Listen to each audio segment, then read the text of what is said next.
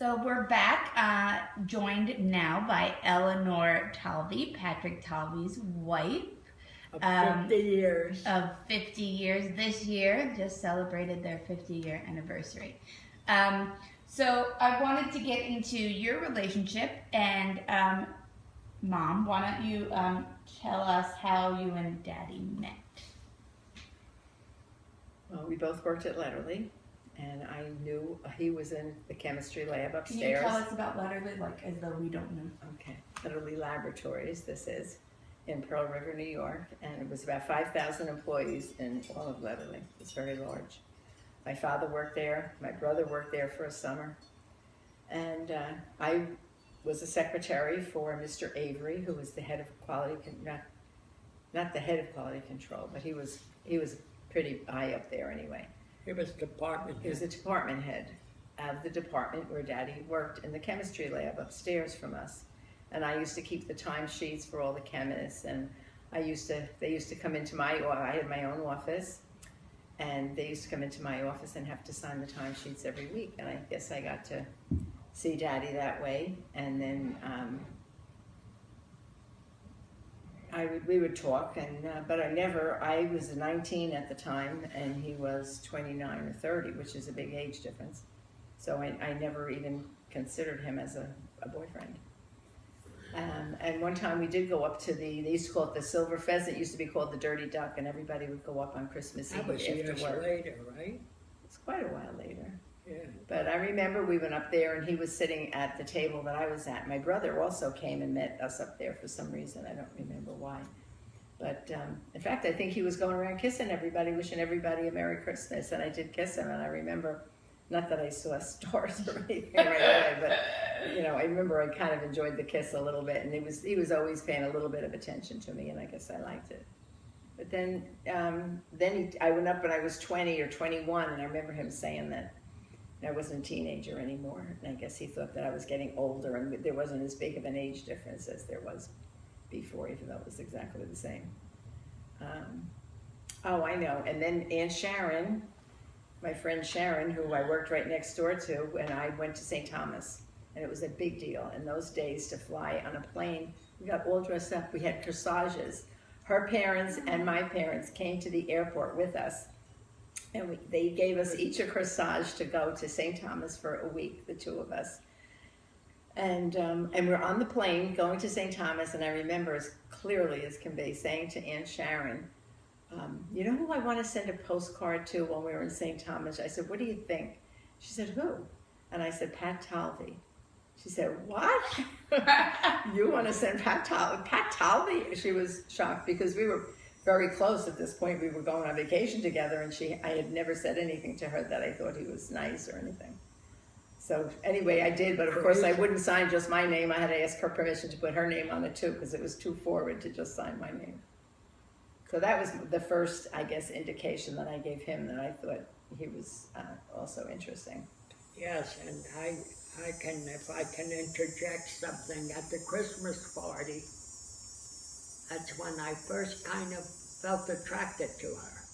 I mean, I knew her for many years because she was my boss's secretary, but because of the age difference and all, I never even considered her. But then after we met at this, it was like at Christmas Eve, we all got out early and we went like the kids do today, young people do today. They go to happy hour after Friday night, they meet, and a lot of things happen. But anyhow, that's when I felt attracted to her the first time, and I thought of her as a possibility of and believe it or not, Elizabeth was at that party at that time. Your sister? Elizabeth, yeah, she was there. She was friends with Pat Bowser, who I also worked with. And so she came too. And I even mentioned to her, I said, you know what? And she said she didn't think that was a good idea. Like, she was so much younger. Why would I go for someone so young? Then nothing happened for a while, and then Daddy went skiing on a ski trip, and coming home, he slipped getting off the bus on a piece of ice and broke his ankle. And he was in and out of the hospital a lot, and he was out of work, so I didn't get to see him at work at all. And then when he had to go in for surgery, he had to have a pin I put had a in skin his. graft.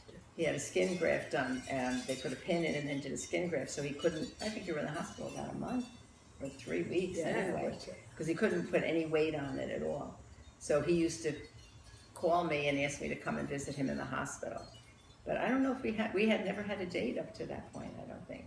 And I mentioned it to my mother or father once, and they said, "Oh my God, you wouldn't, that's too aggressive to go to the hospital to visit him." So I used to sneak, believe it or not, and go to visit Daddy in the hospital. In New York City. In Nyack. He was in Nyack Hospital. I was living in Montvale at the time. She was And, 20. But then I would meet other girls like Carol Banco coming out of his room when I got there that went to visit him, and it was kind of embarrassing, and I was very nervous doing it. But anyway, we did that, and he used to write to me from the hospital. He'd write me notes and send them to me and stuff like that. And so when he got out, he was on crutches for a while. On our first date, he was on crutches because he still couldn't put a lot of weight on his ankle. And our first date, we went to, it was called the Bit of Sweden up on 9W in Stony Point, I guess, right? And we went there for dinner. I still remember I wore a pink dotted Swiss dress. I mean, so little girlish, and every button was covered with a little pink butterfly all the way down the front. And a big full skirt. I still can remember it. And what year was this? This was in 1964. 1964, probably, yes. That was in June. In fact, the date that I had with him, that first date was it was on a Sunday. On Saturday night, my brother, Uncle Mike, who went to Merchant Marine Academy, came home for the weekend with a buddy who I went out with Saturday night with Uncle Mike and his girlfriend and Rich Mason. I still remember his name. We went out Saturday night, so I felt like I went out Saturday night, and then I went out again Sunday. I felt like such a big shot having 2 different dates in one weekend. But anyway, so after the first date, that was it. We just started dating, right? That was in June. I remember it was the very end of June. And he asked me to marry him, I think in July or August, down in Nyack, down by the water. And I said, no. I said, it's too soon. I think it's too soon. We don't know each other. A month later. A couple of months later.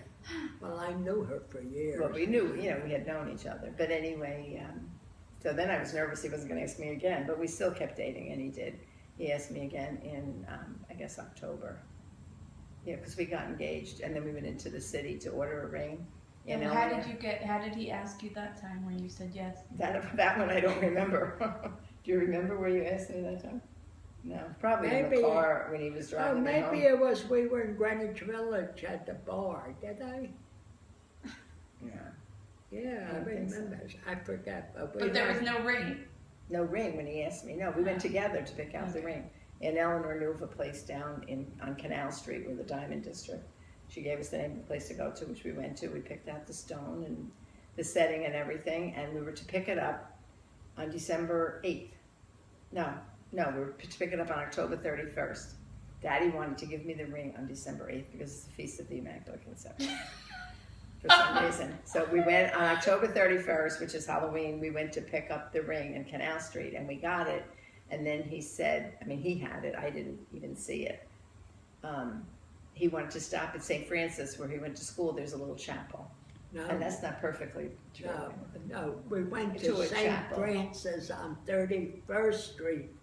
But I went to St. Francis, but there's no connection except that they're all named after the saint. And I love that chapel. In fact, we went back again just a short time ago.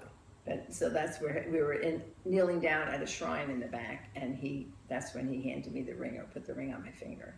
He couldn't wait till December 8th, so we got engaged on Halloween instead of the Feast of the Immaculate. Was it? I don't know. Yes, it was. And the then rest is history. You were married in May. Following May 1st. May 1st. So we didn't have a long engagement. Yeah. But today people go together for years. I know. You didn't do those things in those days. We didn't. We're good Catholic girls. And I remember when I came home and told my mother, my mother was very excited for me. Grandma was always so.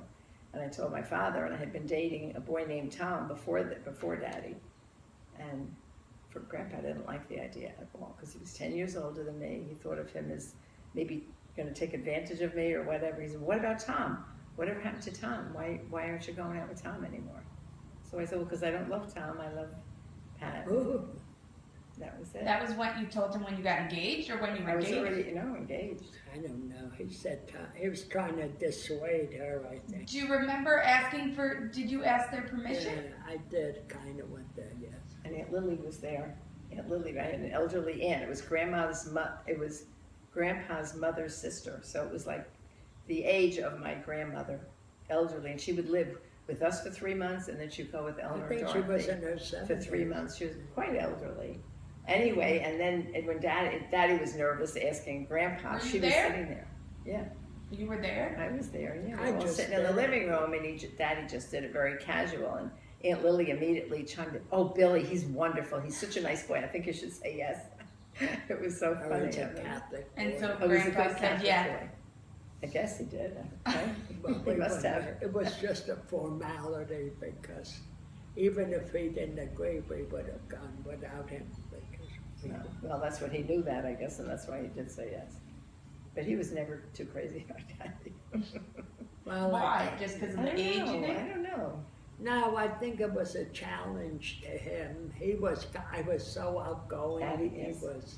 Whenever we got together as a family, Grandpa was the only man. It was Eleanor and Dorothy, sometimes Helen and Ann Shrubsky, Grandma, me, and Grandpa was the center of attention. But when Daddy came along, I don't know, but then he was more outgoing than Grandpa, and I think he was almost kind of jealous, probably. But anyway, they were always pleasant to each other, and they always we got along got pretty along good. good enough. Before I let you go, Mom, a question for the both of you. Obviously, you raised 6 incredible children. What were some of the highlights of that? What's been the best part about being a parent, and what has been the most challenging?